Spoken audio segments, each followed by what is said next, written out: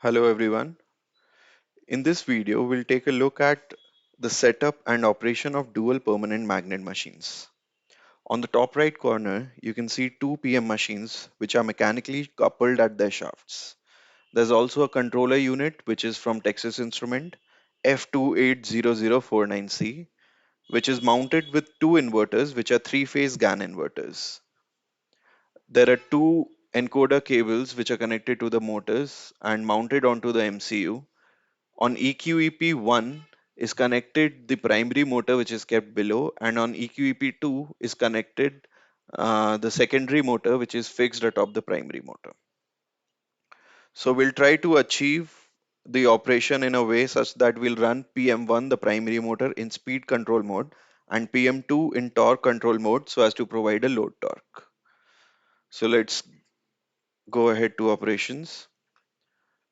Using Altair Embed, we'll run this debug diagram which will make use of this target interface block to run HIL on the MCU. So let's start the simulation. Before starting the simulation, we want to ensure that our converter is off. Both these buttons for PM1 speed control and FOC are on. PM2 speed control is off and this FOC is on. We'll give some starting speed reference speed for PM1 at 1200 RPM. We'll keep both the currents for PM1 0 because it will run in speed loop. And for PM2, we'll give it some speed. We'll keep the ID reference for PM2 0 and we'll give some small positive value for IQ reference for PM2 so as to observe a torque on PM2. So let's start simulations. It has it has run on the MCU. Now, the first thing we want to ensure is that we're close to 24 volts on both the ADC channels. The DC bus voltage that I'm giving to both the inverters is 24 volts and we are close to these values. So I can go ahead and start the converter. Now my motors have started spinning, which you can see here. Now if I go ahead and change the speed, it should get reflected onto the hardware as well as on this shaft speed 2 dial. I'll go ahead and make the speed close to 1200 again.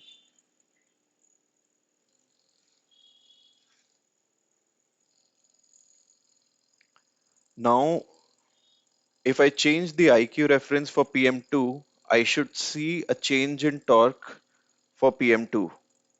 So we'll start increasing this IQ reference for PM2 and you see that the torque value here for PM2 has increased.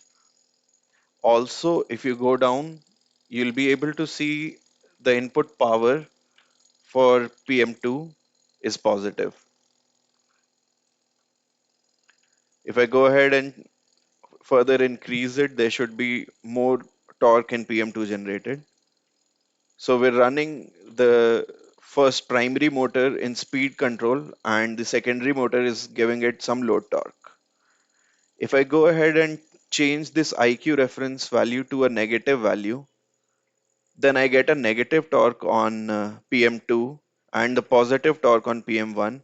You also see that PM2 input power has now gone to negative, which indicates that now we're on in a regenerative braking mode.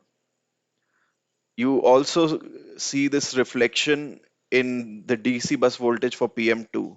It has gone up from 24 volts to 35, 36, close to 36 volts. If I go back and change this value to positive, now we're back to 24 volts on both the ADC channels.